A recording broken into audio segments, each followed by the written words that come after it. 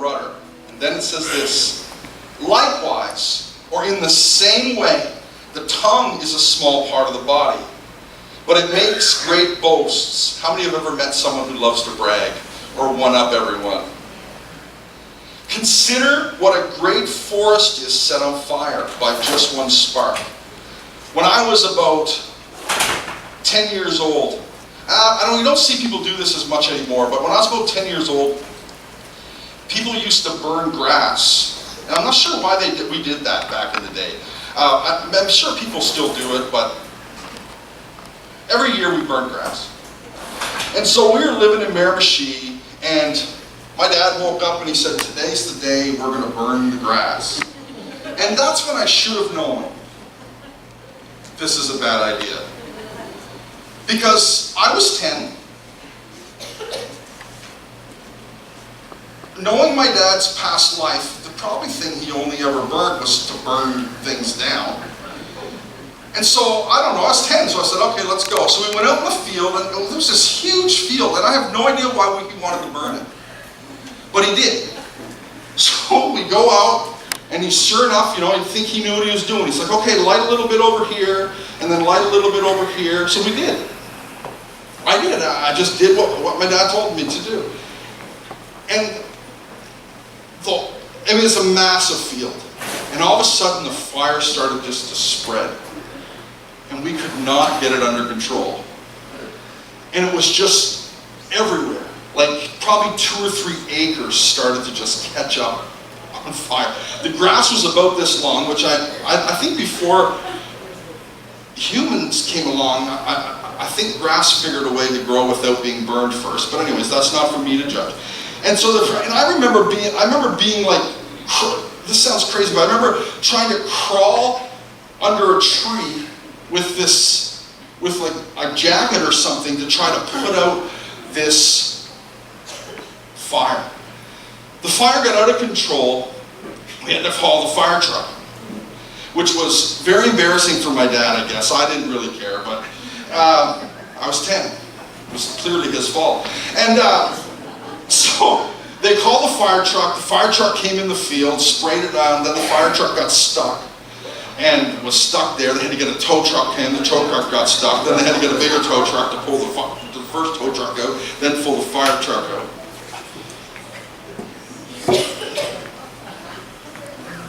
It was awesome.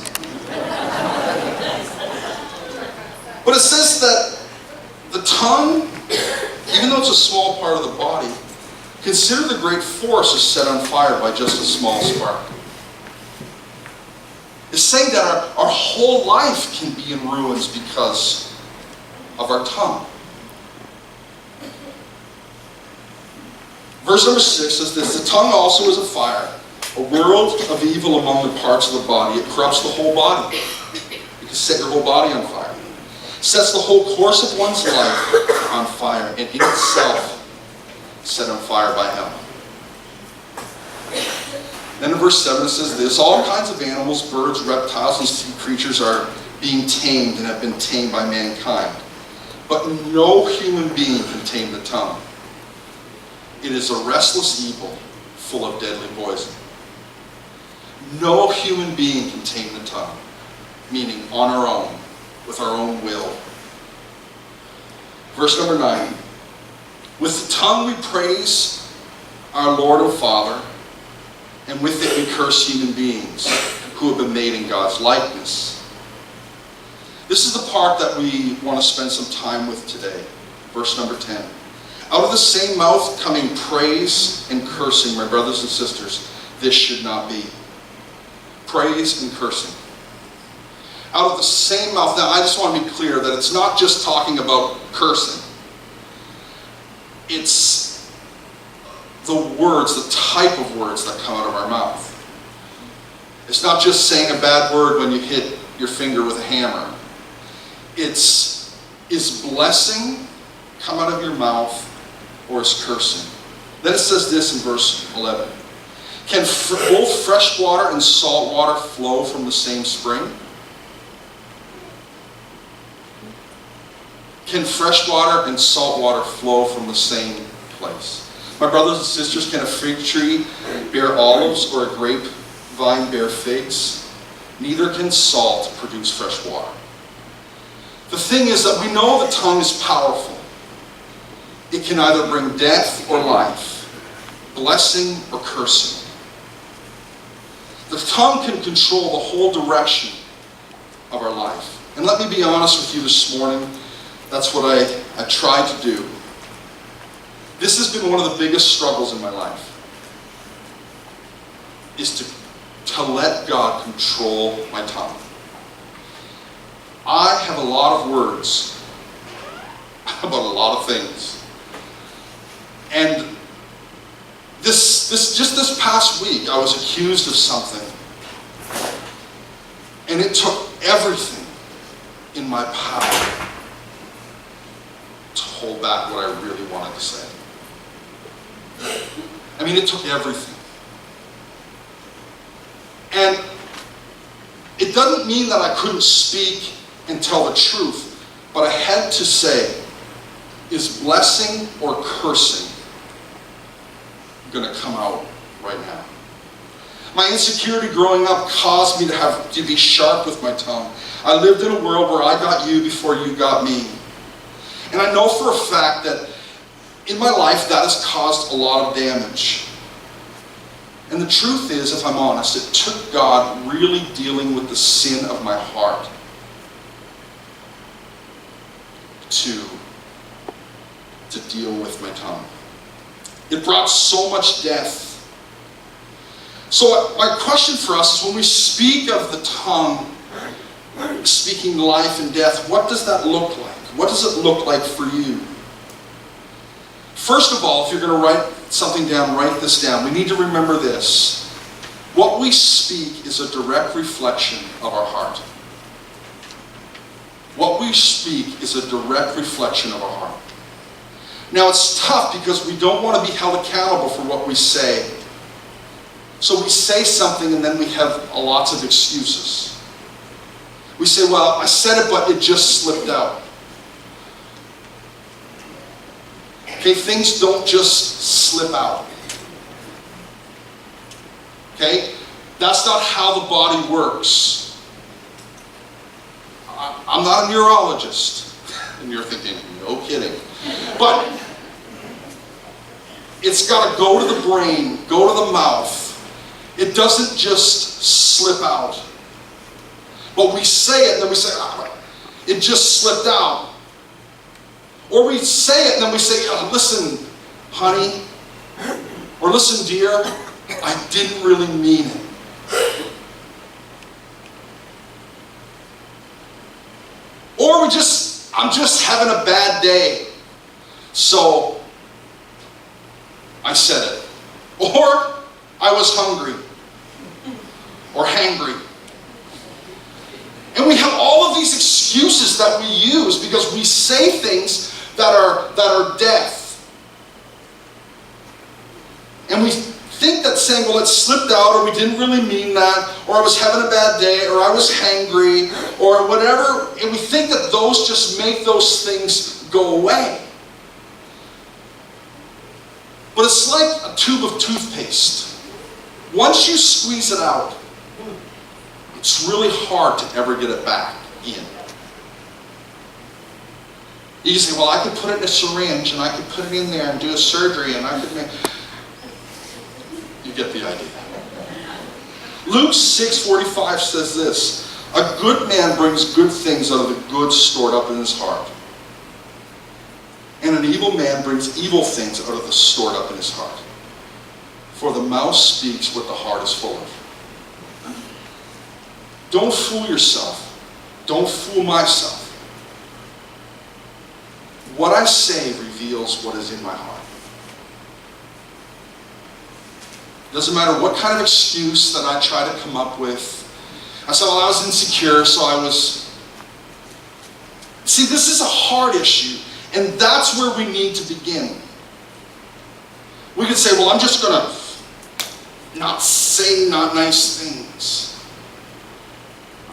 Yeah, no, but if you can just stop them and still think them, out of the overflow of the heart, the mouth speaks. When I was younger, I fooled a lot of people. Because I was funny, outgoing, I liked to have fun. But the truth is, my heart was dark, and you could tell if you spent some time with me. If you just listened to the jokes, the people that I put down, the gossip, the bullying, the sarcasm, it was obvious that I had an issue of the heart. Maybe you're here and you say, Troy, well, how do I know? Like, how do I know what is going on? Here's just a few questions. Only you can answer these questions. Does gossip come out of your heart through your mouth? Because at the end of the day, gossip is a heart issue. But only you or I can answer that. Here, it takes 3 people to gossip. 3 people die when gossip happens. The one who is talking, the one who is listening, and the one who is being talked about.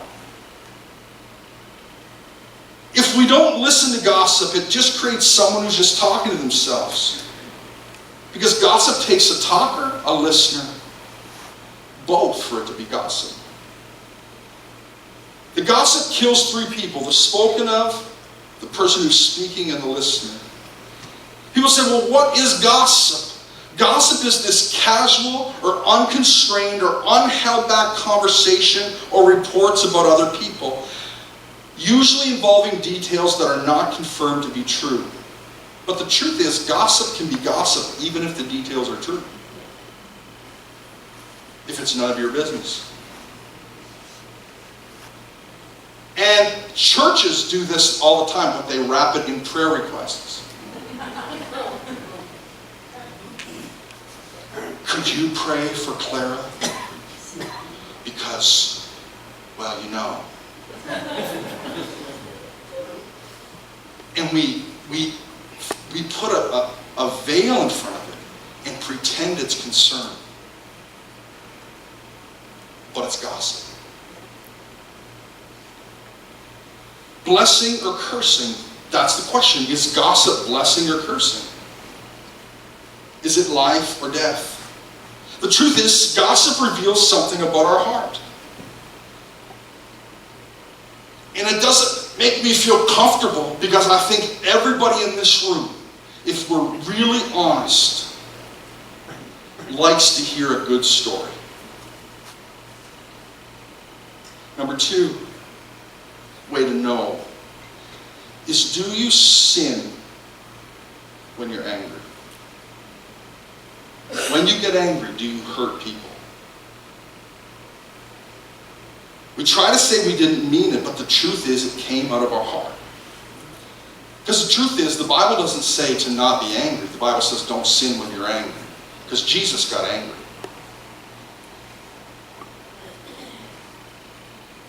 But the question is, it's a condition of our heart. If as soon as we get angry, does sin follow with our words? But often we get angry and we speak words of death. Now, we don't necessarily say, I want you to die. But the words we say actually cause people to die a little bit. Is that blessing or cursing? Is it life or death? Anger reveals something about our heart. Number 3 thing that we speak that reveals something about our heart. Do you speak critically? Are you critical about people and about others? This is such an easy one to fall into. It's easy to be critical. Even for me. I think Grace Church is amazing. And if I go on vacation and I go to another church, it's easy for me to say, that's not how I would do it. I wouldn't preach like that, or I wouldn't do that. It's so easy for us to be critical. Someone does something, doesn't matter what it is. If they lead worship, or they lead, or they give a testimony, or they load a dishwasher, or they make the bed, or you drive with them. In my family, there's 3 other people that evidently can drive better than I can. Only 2 of them actually drive. But all 3 of them can drive better than me. Just the other day, one of them, I won't say who it was, they said, "You know, Dad, you're actually not a good driver." And I'm like, "Did you die?" "No." "Then everything's fine."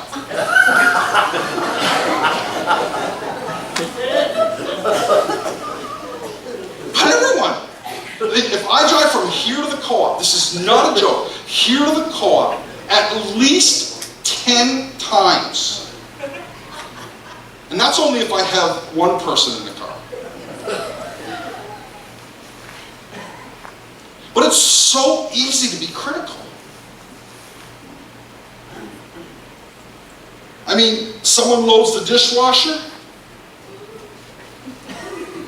and you're like, "Is this your first time? Like, did you do this with your eyes shut?" It's so easy. Like, being critical is not a spiritual gift. It's just not a gift, but it's so easy for us. And it comes from insecurity, so we criticize each other. Instead of building each other up, we try to lower people so that we feel better about ourselves. That's the root of it. That's the truth. And it's often subtle.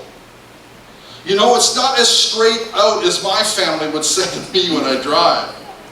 Maybe someone buys a nice house and like, "Well, I hope they can afford that." It's none of your business. If they can afford it or not. If they lose it in 6 months, who cares?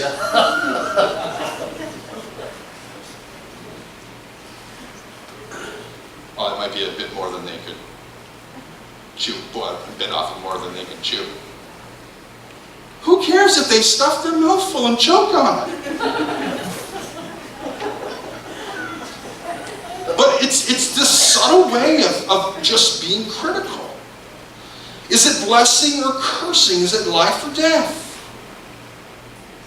See, being critical reveals something about ourselves. This one's going to be hard for us. It's hard for me. Are you sarcastic? We believe sarcasm is humor these days, but sarcasm can also be very cutting.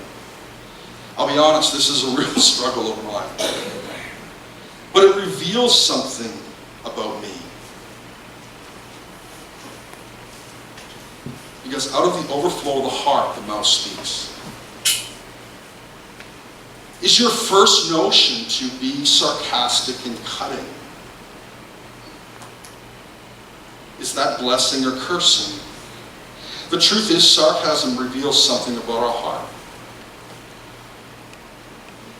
Next, do you find it hard to celebrate someone's success with your words? If someone else succeeds, is that difficult for you? This is something I dealt with a long time ago. My first church, I made $340 a week. People in the church, they worked at the mines, they made huge money. That was hard because I worked hard. And I thought, all these people are wealthy, but I make $340 a week. They drove nice cars, they had nice houses. And that's when I learned that I had a heart problem. I remember walking by their new car that they were so proud of, and I would just ignore them. Or I would talk to them and say, "Nothing," or "You got a new car." And God dealt with this in my life because it revealed there was jealousy in my heart. Now, if you come to me with good news, I'm going to celebrate the crap out of that good news. Because when you win, we all win. If you get out of debt, we all get out of debt.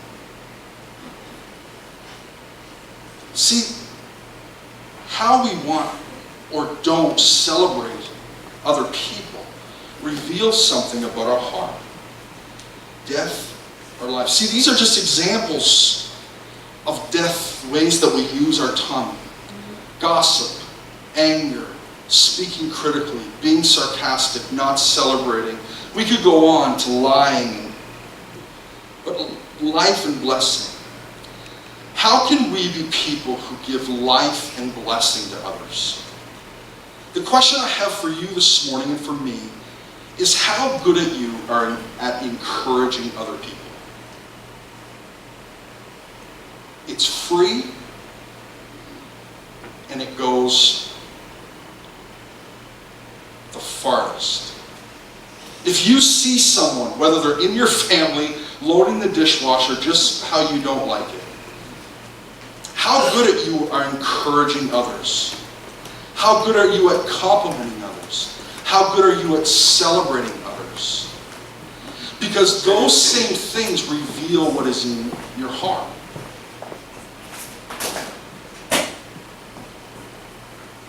I believe our words have power. Power to keep others in strongholds or power to set others free. I believe that the words we use to ourselves is powerful. Because we all have a story that we play in our head. Words that we say to ourselves. That I'm not good enough. That I've failed. That God will never forgive me. He will never love me. Those words have the power to keep us in strongholds or to set us free.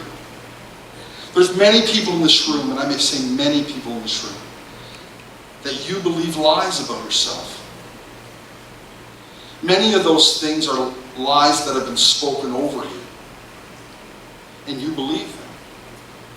But many of those words are words that you have spoken over yourself. And that brings us to this tension that we see in the Bible. A tension that helps us know how to use our words. The Bible gives us guidance about how we are to use our words.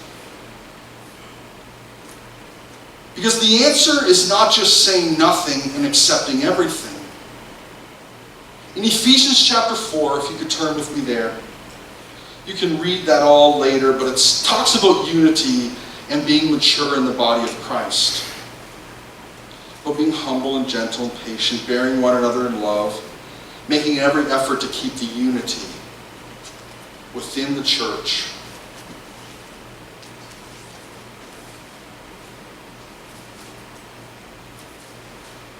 And then in verse 15, it says this, or verse 14. Then we are no longer infants tossed back and forth by the waves and blown here and there by every wind and every teaching and every cunning and craftiness, people in their deceitful scheming. So it's when we're mature.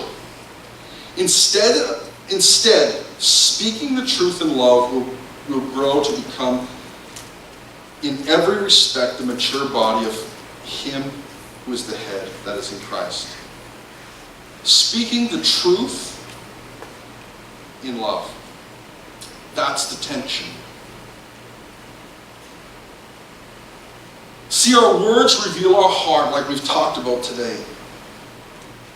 But there has to be a time to speak up for truth. In love. See, there's a big difference between saying it like it is and saying it like an idiot. Speaking the truth in love.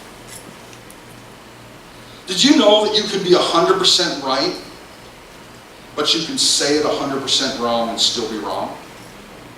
Even if everything you said was right. I mean, we've all been there in an argument. And you know you're 100% right, but you say it all wrong. But then you're 100% wrong because of how you said it.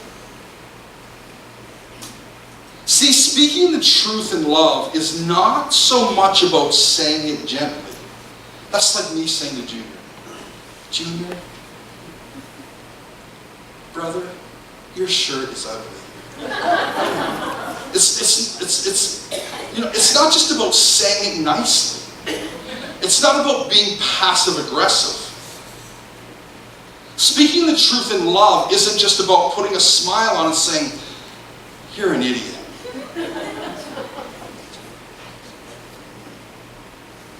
Speaking the truth in love is not just about saying something gently or nicely. It's about how do truth and love go hand in hand. How do they walk hand in hand? What we need to understand is that the love referred to in this verse is agape love. It's a self-sacrificing love. A love that puts yourself aside, that sacrifices yourself for the benefit of the other person.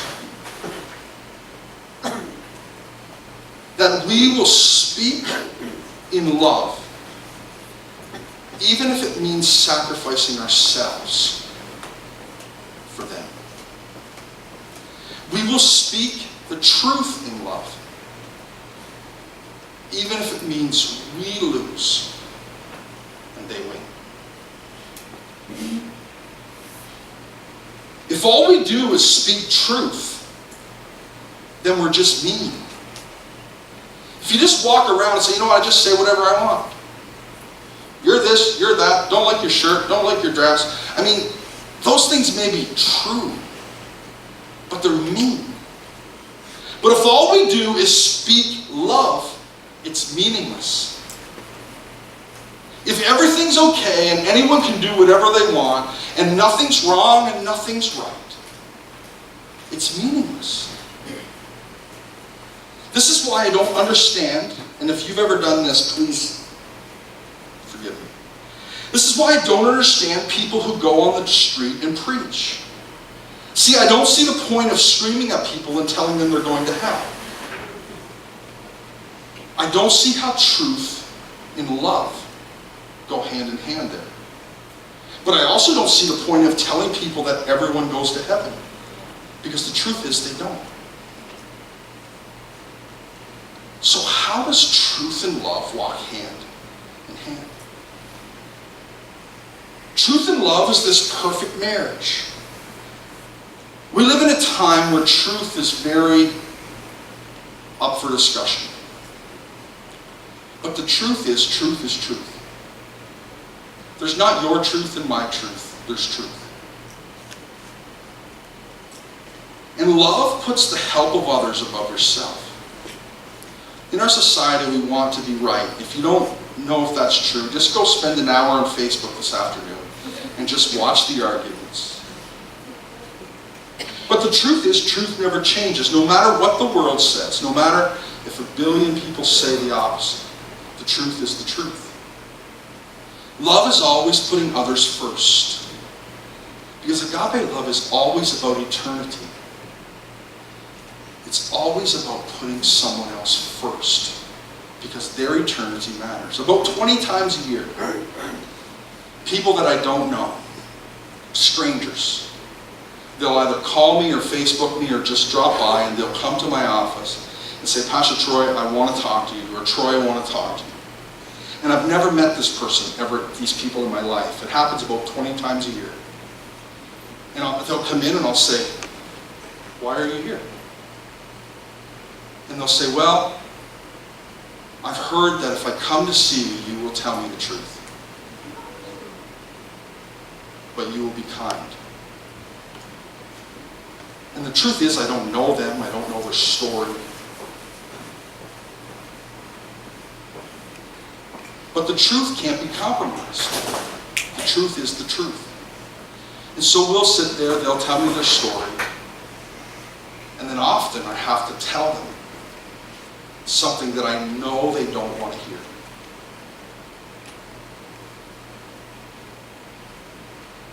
And it's not just because I say it really nice. You're being dumb. It's because of Christ, we can look at people and say, this is about eternity. And I can actually put their well-being above mine. And I have to tell them the truth because eternity matters. See, speaking the truth in love is not about having a gentle tone. It's about the truth and love walking hand in hand. If we really love each other, we must speak truth. And because we know truth, We must be people who are known for our love. Please don't tell me that you love people if you're cruel. But don't tell me that you love people if you never speak the truth to them.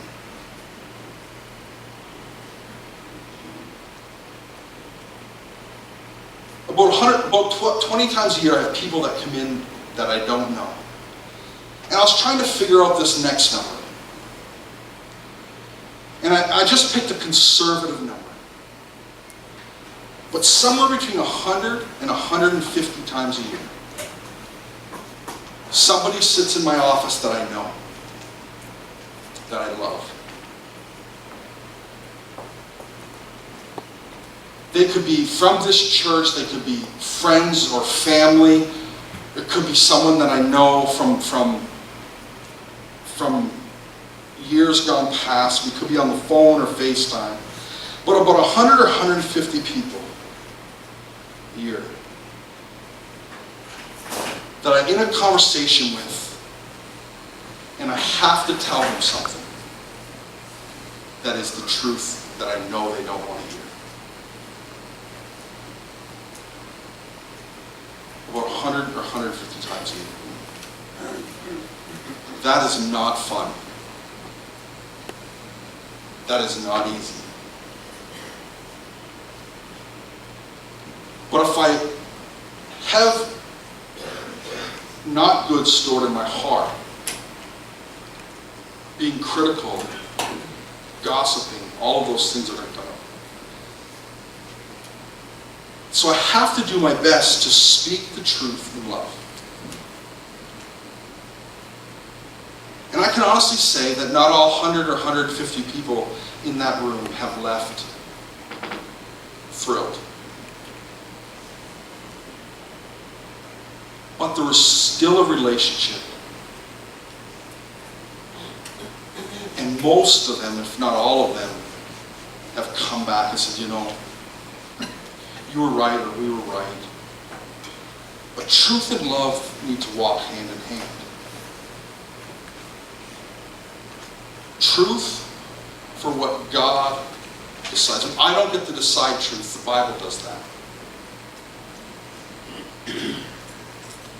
And love, meaning I'm willing to put others ahead.